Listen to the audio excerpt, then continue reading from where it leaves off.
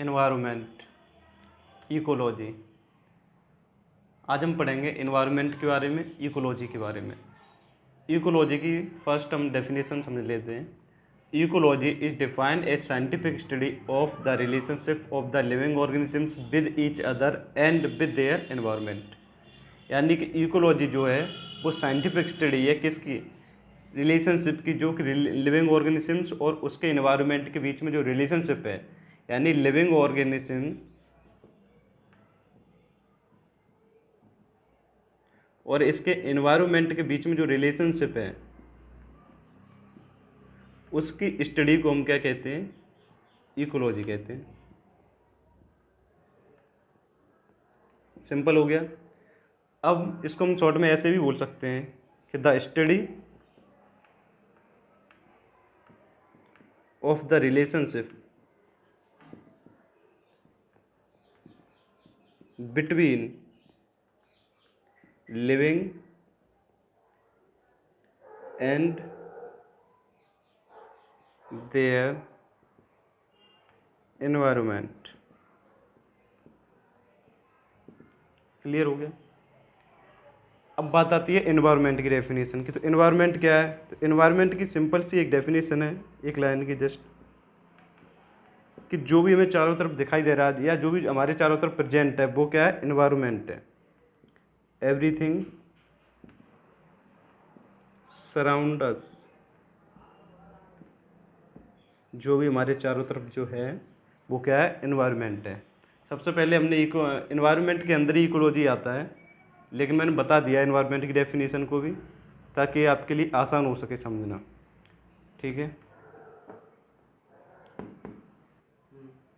Components of environment.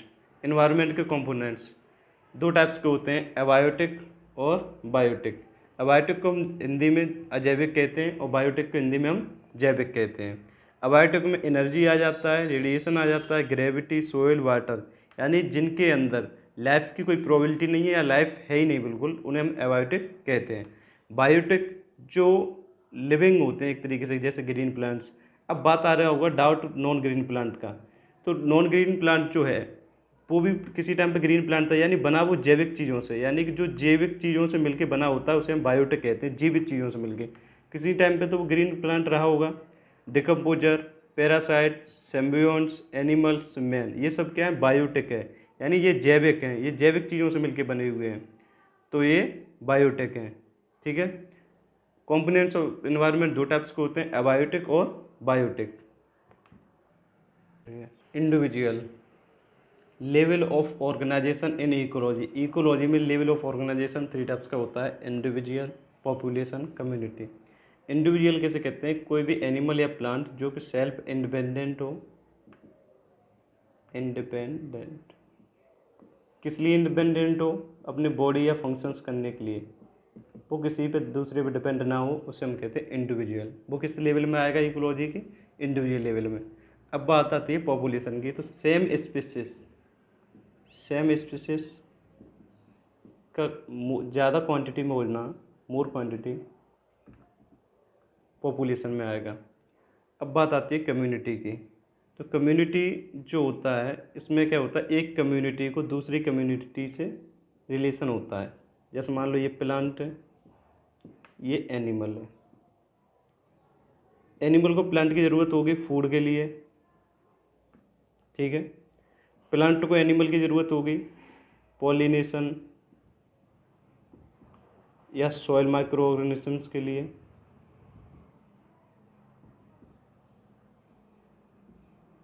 तो ये क्या बन गई, कम्युनिटी। मतलब इस संगठन को इसकी ज़रूरत है, इसकी ज़रूरत है, यानी ये कम्युनिटी को इस कम्युनिटी की नीड है और इसको इसकी।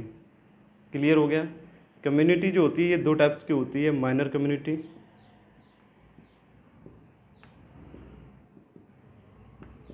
इसमें ए मैट और प्लाचिन for example. Major community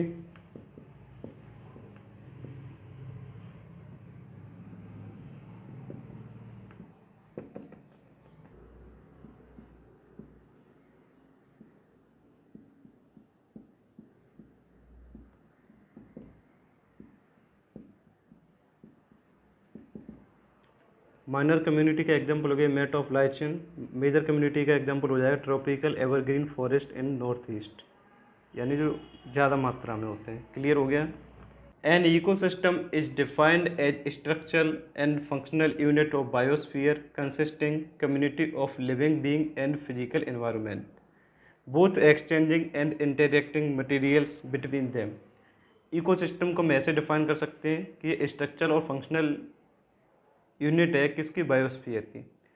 what is ecosystem? Ecosystem is the unit of biosphere, ऐसे बोल सकते हैं। Ecosystem is the structural and functional unit of biosphere, जो कि कंसिस्ट करती है कम्युनिटी ऑफ लिविंग बीइंग और फिजिकल एनवायरनमेंट को। क्लियर हो गया। Components of ecosystem. Components of ecosystem, ecosystem और एनवायरनमेंट के जो कंपोनेंट्स होते हैं वो सेम रहते हैं। Components of ecosystem environment same. Abiotic components, biotic components. Abiotic जो होते हैं नॉन लिविंग होते हैं, बायोटिक जो होते हैं लिविंग होते हैं। मैं ऑलरेडी पहले ही बता चुका हूँ, जो एनवायरमेंटल कंपोनेंट में बताया कि अबायोटिक को हम हिंदी में अजैविक कहते हैं और इसको बायोटिक को हम जैविक कहते हैं। अबायोटिक यानी कि जो नॉन लिविंग है, अजैविक है जिसके पास लाइफ नहीं है। बायोटिक यानी कि जो जीवित होते हैं एक तरीके से, उन्हें बायोटिक कहते हैं या लिविंग बीइंग कहते हैं। तो ये बायोटिक के कंपोनेंट्स हैं। ठीक है। तो abiotic components for example energy, temperature, atmosphere, ये क्या है, अबायोटिक कंपोनेंट्स है। बायोटिक कंपोनेंट्स में प्लांट्स, एनिमल्स, माइक्रोब्स, ये सब आता है। ठीक है। अब इनको हम डिवाइड करते हैं, इनके फंक्शंस के हिसाब से हमने इनको क्लासिफाइड किया है। जैसे एनिमल्स, प्लांट्स को हमने किया है, तो प्लांट्स को हम क्या कहते हैं, प्राइमरी प्रोड्यूसर कहते हैं। प्राइमरी प्रोड्यूसर कहते हैं ग्रीन प्लांट्स को। ठीक है। और एनिमल्स को हम कंज्यूमर कहते हैं। प्राइमरी प्रोड्यूसर यानी कि प्लांट्स होते हैं इन्हें हम ऑटोट्रॉप्स भी बोलते हैं, ऑटोट्रॉप्स। कंज्यूमर जो होते हैं इन्हें हम हेटरोट्रॉप्स बोलते हैं। इन्हें हम ऑटोट्रॉप्स क्यों बोलते हैं, इन्हें हम हेटरोट्रॉप्स क्यों बोलते हैं, तो इसके पीछे डेफिनेशन है कि those animals which make self food, जो अपना भोजन स्वयं बना लेते हैं, जो अपना भोजन खुद तैयार कर लेते हैं, वो ऑटोट्रॉप्स कहलाते हैं। Heterotrophs those animals organisms which cannot make their own food, they depend on others।